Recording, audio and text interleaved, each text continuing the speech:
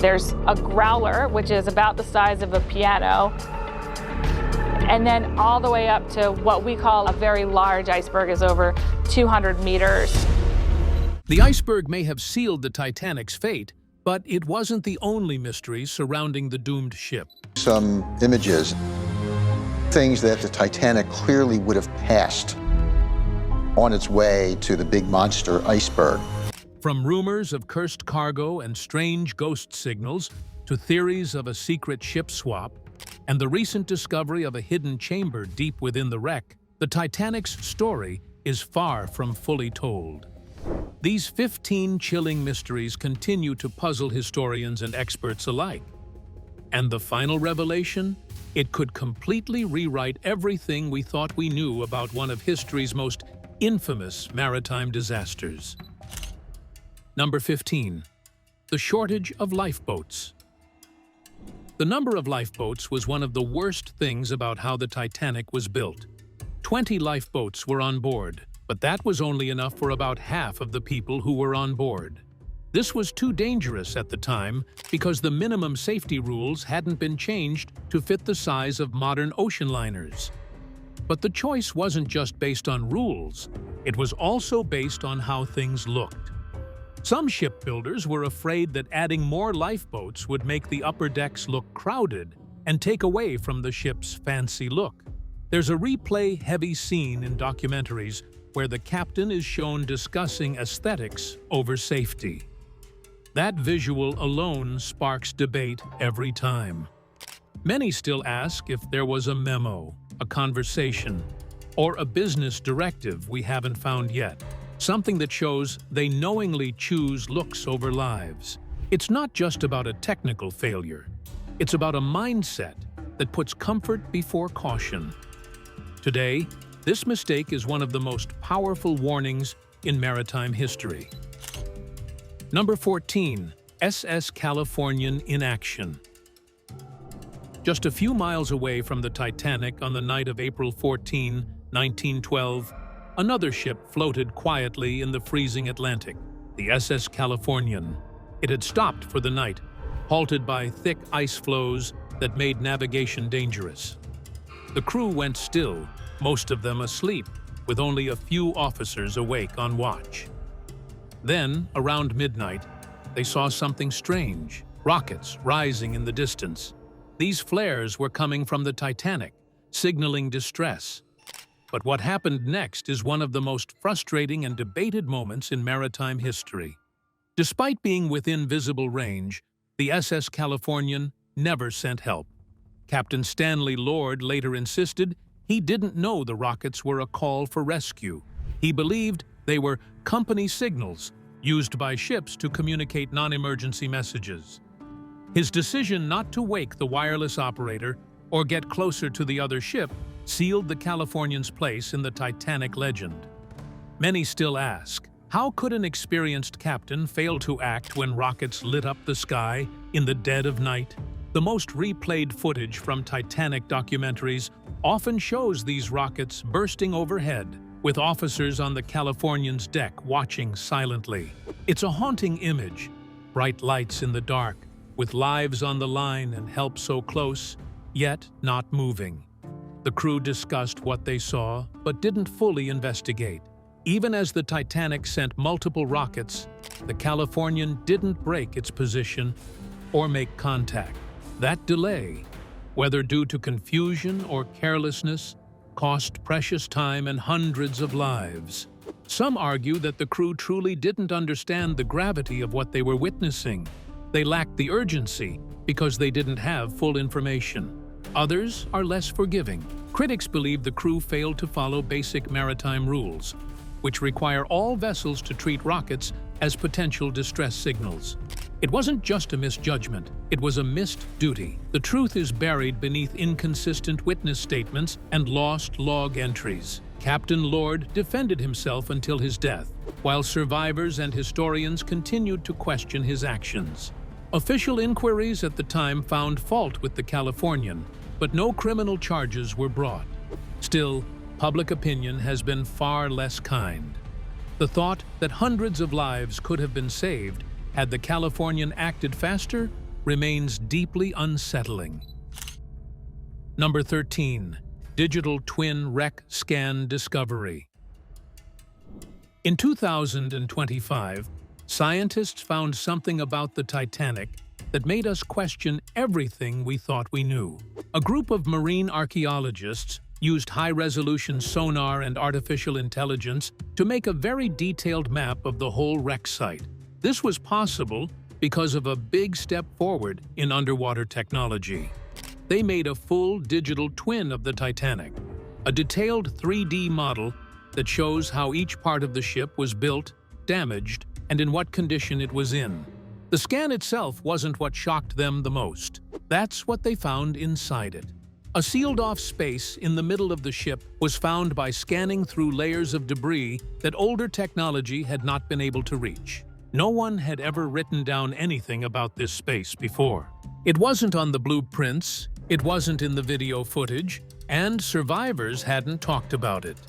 It had been forgotten, probably because it was buried, crushed, or hidden when the ship sank. But now, more than 100 years later, it has been seen. This locked room could hold the answer to a long-standing question. How did the Titanic really break apart? Theories about the breakup have mostly been based on the words of survivors for decades, which are often unclear or contradictory. But now we have hard data to look at. According to pressure readings that the AI model made, there was a huge rise in pressure in the middle, right where the secret compartment is, at around 2:20 a.m., which is when the ship started its final descent. This could mean that a major structural failure began right there. Some stories from survivors even fit with this theory. A lot of people said they heard loud mechanical bangs or groans right before the stern rose into the air. If this part of the ship gave way under stress, it could have set off a chain reaction that made the ship break apart and flood faster. It's a completely new piece of the puzzle that calls into question earlier ideas that the split started only on the surface, as the ship shook. Experts say this could change the official story of when the ship sank. It seems to show that the end of the disaster happened more violently and unexpectedly than was thought before. This idea also helps explain why different parts of the ship broke off in different ways, and why some parts stayed together while others broke. If we understand this, it might change how we think about safety rules, maritime engineering, and even how ships are built now. The public's response has been huge. Some people have shared a voiceover clip of one of the lead researchers talking about the find. One of the most watched Titanic video scenes online is the one where the digital scan zooms in on the compartment. People have said it's creepy, mesmerizing, and one of the most shocking updates in years. No, it's not just another Titanic theory. It's a meeting of hard science and haunting history. Number 12. Mummy Curse. Among Titanic legends, none is stranger or more replayed than the tale of the cursed mummy. The story claims that the ship was carrying an ancient Egyptian artifact, the coffin lid of Princess Amun-Ra, and that her infamous curse doomed the voyage. According to legend, this relic had already brought illness, ruin, and even death to those who came near it. Its reputation was so feared that the British Museum supposedly sealed it away before it was secretly shipped across the Atlantic aboard the Titanic. The moment the mummy curse is mentioned in compilation videos, viewers keep coming back. It's been replayed over 50,000 times, not because there's proof, but because it adds a chilling, supernatural layer to the tragedy. People love to wonder, could an ancient power have followed the ship into the sea? Some claim the curse had already caused deaths before the Titanic set sail. Others say that once the artifact went down with the ship, the string of misfortune ended. Historians are quick to point out there's no evidence the mummy was ever on board. The artifact likely never left the museum. Still, the rumor lives on. It reflects something deeper, a human need to find meaning in disaster.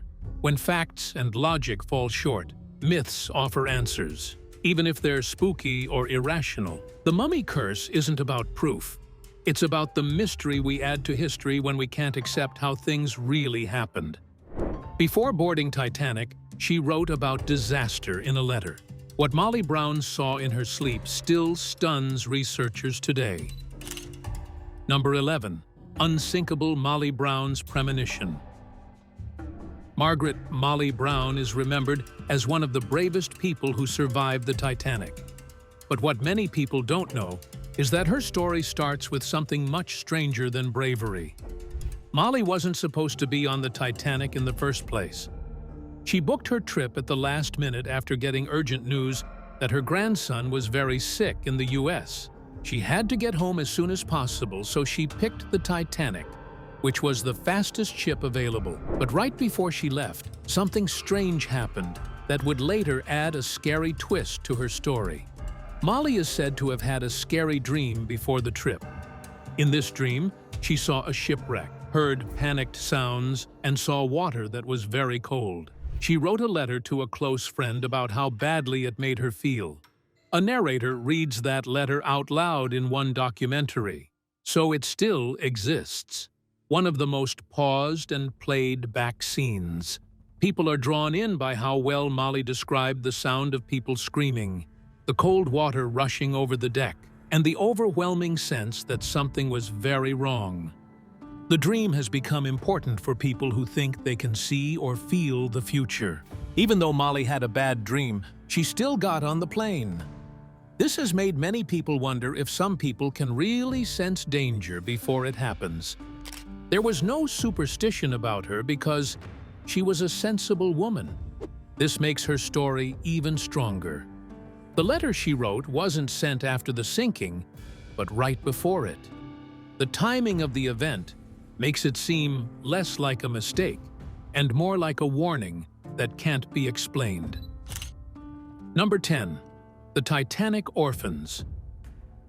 When the RMS Carpathia arrived to rescue Titanic's survivors, the crew made a heartbreaking discovery. Among the lifeboats drifting in the cold Atlantic, 2 very young boys were found sitting alone. They didn't speak a word of English, had no identification, and were too young to explain who they were. No adults seemed to claim them, and no one knew where they had come from. With no names to go on, the press soon began calling them the Titanic Orphans. A kind first-class passenger named Margaret Hayes stepped in to care for the boys during the voyage to New York.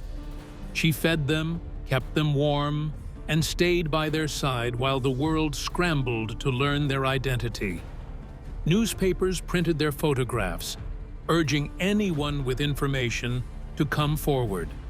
Back in France, a woman saw their photo and instantly recognized her children, Michel and Edmond Navratil. She had not known her husband had taken them aboard the Titanic under false names. Their father, Michel Navratil Sr., had been in the middle of a custody battle and decided to flee France with his sons to start a new life in America. He bought second-class tickets under assumed identities and boarded the Titanic. When the ship began to sink, he placed his sons in a lifeboat, likely saving their lives. He did not survive. Before boarding the lifeboat, he is believed to have told them, "Tell your mother I loved her." The moment of their reunion with their mother in New York has become one of the most replayed scenes in Titanic documentaries. In compilations across YouTube, the clip of the boys running into her arms stands out as a rare moment of happiness in a story full of loss. It's easy to see why it resonates. After hours of tragedy, this was one story that ended with a family put back together. It humanizes the disaster in a way that numbers and lists never can. Their journey revealed how the Titanic wasn't just a sinking, but the start of countless personal dramas. Behind every passenger was a life, and often a secret. In the case of the Navratil boys, it was a tale of love, desperation, and survival. They became a symbol of hope, reminding us that even in great tragedy, there are moments where the human spirit endures. Number 9. Coal bunker fire. Before the Titanic ever left Southampton, a fire had already started deep in coal bunker number 6. It smoldered silently for days, concealed behind thick steel and tons of coal. This wasn't rare back then, but on the Titanic, the fire's location mattered. Modern forensic analysis suggests the heat may have weakened the starboard hull exactly where the iceberg hit. Using AI-enhanced thermal overlays, experts recreated what the fire likely did to the steel, making it brittle and more prone to fracture. The fire was likely managed by shoveling burning coal into the furnaces, which was standard practice. But this meant hot spots persisted throughout the voyage. Investigators in the past dismissed its importance, but recent deep scan imaging tells a different story. Thermal data from the wreck site shows clear differences in material integrity around Bunker 6. These findings hint that the fire didn't just burn coal. It may have quietly set the stage for disaster. If the hull was already compromised, it could explain why the iceberg sliced through so easily. The crew may have known something was wrong, but they couldn't risk causing panic. This also raises questions about why it wasn't reported in early inquiries. The Titanic was a floating palace, but beneath the glamour, a slow burn was weakening its bones. The coal fire is one of the most overlooked technical flaws in maritime history. Number 8. Missing binoculars. One of the strangest yet most documented mishaps involved a missing pair of binoculars. They were supposed to be in the crow's nest, but when the lookouts climbed up, they found the cupboard locked. The key was accidentally taken off the ship by a reassigned officer. Without the optics, the crew had to rely on naked eyes in poor light. In freezing air and total darkness, every second of early warning mattered. Experts believe binoculars could have helped spot the iceberg sooner. The famous binoculars. Everybody seems to be fixated on the idea that these binoculars could have made a huge difference in the sinking. Recently, you've seen lots of blogs, news articles, where people like to discuss. A few extra minutes may have allowed the bridge to turn the ship just enough to avoid disaster. But this tiny oversight, losing a key, turned out to be massive. It wasn't sabotage, just a chain of small decisions with big consequences. This is one of those quiet errors that still haunts Titanic historians. Some crew later admitted they knew the binoculars were missing, but thought it didn't matter. The flat sea and moonless sky made spotting anything harder. Adding to that, the iceberg was unusually low in the water. Even if the optics had been there, it still might have been too late. Still, it's one more piece of bad luck that piled up that night. Number 7. Ship's Cat and Superstition. There's a simple, almost forgotten story that carries emotional weight. The tale of the Titanic's cat. During early prep stages, a black and white feline known to the crew was seen on board with her kittens. Days before the ship sailed, she was spotted carrying her kittens off one by one. Then she vanished. Crew members took this as a bad sign. In sailor folklore, cats were good luck and even thought to sense danger. So when the ship's cat left, some felt uneasy. They whispered that animals knew things people didn't. Today, it's seen as a quiet omen, one of many subtle signs ignored. The cat's story is short, but it stays with you. Whether superstition or coincidence, it makes people wonder about the thin line between instinct and fate. It wasn't in the official reports, but old crew logs and oral history remember it. A cat walking off a ship might not seem like much, but on the Titanic, even the smallest details seem to foreshadow something bigger. The mystery remains. Why did she leave? Number 6. Switch theory. The switch theory is one of the wildest conspiracy claims linked to the Titanic. It suggests the ship that sank wasn't actually the Titanic, but her older, damaged sister, the Olympic. After the Olympic suffered a costly collision in 1911, some believe White Star Line swapped the ships to collect insurance. The story says they disguised the Olympic as the brand new Titanic and sent her to sea knowing she was doomed. This would explain many supposed inconsistencies in design, crew assignments, and construction timelines. One key claim is that the Olympic had slight hull design differences, like window spacing and rivet patterns. Some photos show these oddities, fueling debate. Conspiracy theorists also point to the financial struggles White Star Line was facing. An insurance payout could have saved them from ruin. This theory has been replayed countless times online, and some clips even look like scenes from a crime drama. But experts have pushed back hard. Detailed plans of both ships exist, and forensic work from the 1985 wreck confirms it's the Titanic. Olympic's brand new sister, Titanic, had begun sinking after striking ice on her maiden voyage. Haddock ordered full steam be made, but Olympic was some 505 miles away from her stricken sister. Serial numbers, layout specifics, and shipyard records all align. Also, the Titanic wasn't even fully insured, making the fraud angle senseless. Still, the switch theory lives on in books, forums, and videos. It speaks to how big tragedies create space for suspicion. When answers don't come fast enough, people build their own. The Olympic and Titanic were nearly twins, which made the theory hard to disprove at first. But over time, evidence has stacked against it. Even so, the idea that such a massive cover-up could happen keeps the theory alive. Number 5. William T. Steads' eerie writings. William T. Stead wasn't just a passenger on the Titanic. He was a writer who eerily imagined his own fate years before. In 1866, he wrote a story where a ship sinks in the Atlantic due to a collision, worsened by a lack of lifeboats. Then, in 1892, he published another tale about a ship rescuing survivors from an iceberg disaster, led by a captain named Edward J. Smith, just like Titanic's real captain. These stories weren't vague coincidences. They mirrored the actual events with chilling accuracy.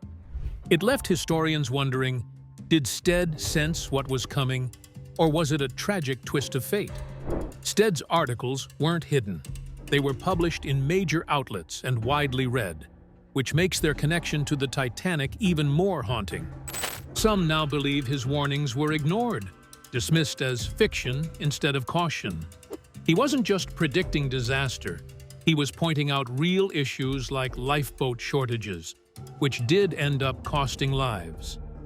His death on the Titanic makes his writing feel more like a warning unheeded than mere imagination. Eyewitnesses say Stead stayed calm that night, helping others board lifeboats while refusing one for himself. He was last seen on deck, staring into the night sky with a life jacket in hand. His body was never found, just like the final page of his story. The parallels between his fiction and real events raise unsettling questions about premonition and ignored truth. Was he just a storyteller? Or did he predict the most tragic shipwreck in history? Was it a hymn, a waltz? What the band really played remains one of Titanic's most debated, emotional mysteries. Number 4. The band's final tune. As the Titanic slipped beneath the Atlantic, one sound remained above the screams and chaos: music. The ship's band kept playing until the very end, a fact that has lived on in nearly every retelling. But one question remains over a century later. What was the final song they played? Some survivors claimed it was the Christian hymn, "Nearer, My God, to Thee," while others remembered something more upbeat, like ragtime or light classical pieces meant to calm the passengers. The moment that mentions the hymn always spikes in documentaries. It strikes an emotional chord that keeps viewers coming back. The confusion over the exact song may never be settled. Different lifeboats heard different things depending on distance, panic, and acoustics. Some historians believe that Wallace Hartley, the band leader, would have chosen something solemn and spiritual for the end. Others argue he stuck to lively music to reduce fear, staying in line with his reported quote that he would go down like a man. Either way, what unites every version of the story is that the band played, not for survival, but to help others face death with dignity. The band's courage wasn't just symbolic, it was practical. As passengers flooded the deck, unsure where to go or what to do, the music provided direction, even if just emotionally. It gave them something to focus on.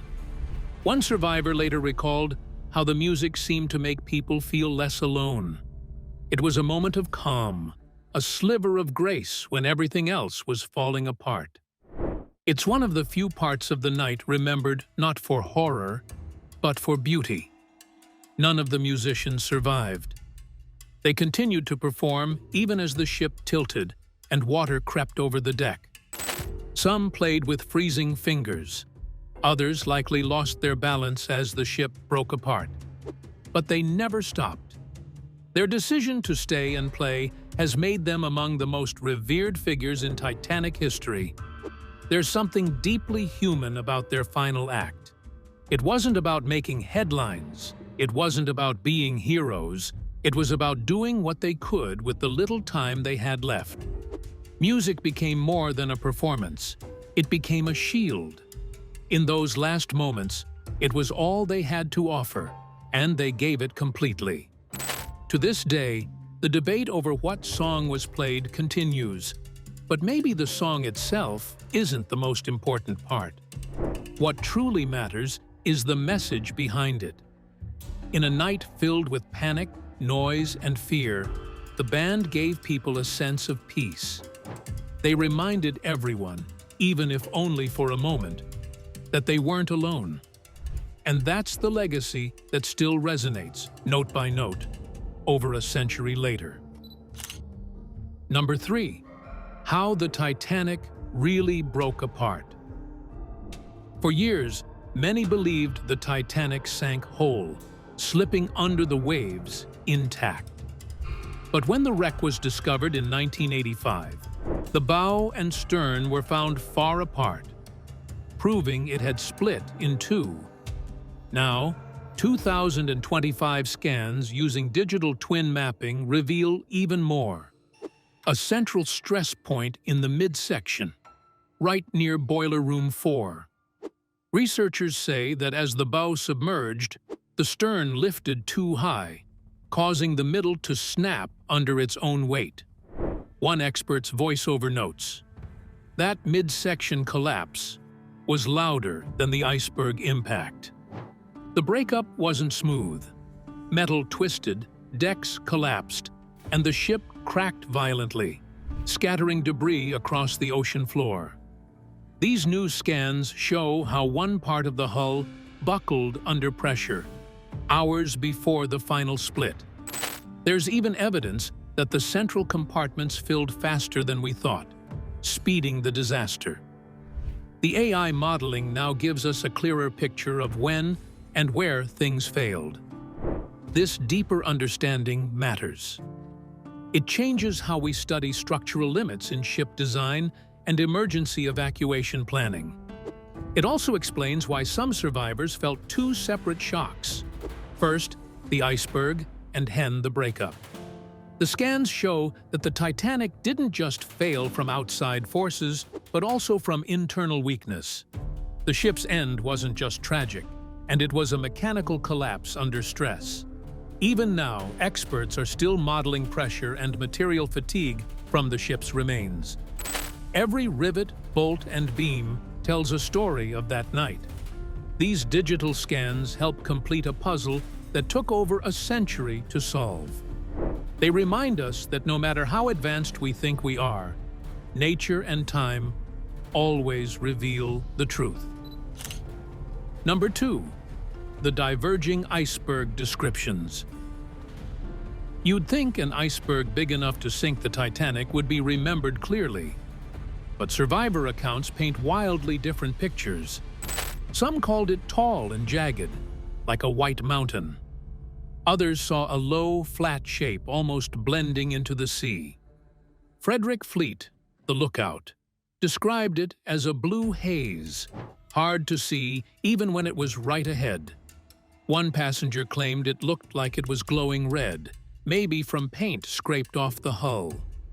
Another said it reminded her of marmalade, with the way the moonless night caught the reflection. The iceberg had cut her from forward on the starboard side to the engine room, almost amidships, right through her two bottoms. And we had orders to get the lifeboats out. The conflicting memories make one thing obvious. Human recall isn't always reliable. In moments of fear and shock, people process things differently. What they see can be shaped by panic, lighting, or even emotion. These descriptions weren't just inconsistent, and they made official reports harder to write. Investigators couldn't agree on the iceberg's size or shape. That's a problem when you're trying to figure out how a tragedy like this happened. But it also raises a deeper point. How much can we trust memory? Memory, especially in disaster, often warps details. It makes sense, and your brain is in survival mode, not observation mode. The iceberg that changed history may remain a mystery not because of bad data, but because no two people saw it the same way. It's one last symbol of the Titanic story, something massive, dangerous, and still hard to clearly describe over a century later. Number 1. Legacy of Captain Edward Smith. Captain Edward Smith was a respected figure with over 40 years at sea. But when the Titanic went down, his final moments became one of the ship's most debated mysteries. Some survivors claimed they saw him on the bridge, giving final commands before being swallowed by the sea. Others swore he was last seen near a lifeboat, possibly helping others escape. The confusion doesn't stop there. His body was never found, and no official burial site exists. That missing closure has sparked countless theories. Some believe he went down with the ship in a captain's act of duty. Others think he may have been pulled under, trying to save a crew member. A few have claimed he survived and vanished into anonymity, though those tales have no proof. What's true is that his legacy is tangled between leadership, guilt, and myth. Smith's final voyage turned him from a celebrated mariner into a tragic legend. His leadership was praised before the iceberg, then questioned afterward due to ignored warnings. But in chaos, many said he showed calm and strength. Whether or not he had a grave, the bigger question remains. Does a hero need a grave to be remembered? For Titanic's captain, memory may be the only true marker. Thanks for watching. If you enjoyed this video, don't forget to like, share, and subscribe. Click on the next video popping up on your screen for more amazing content.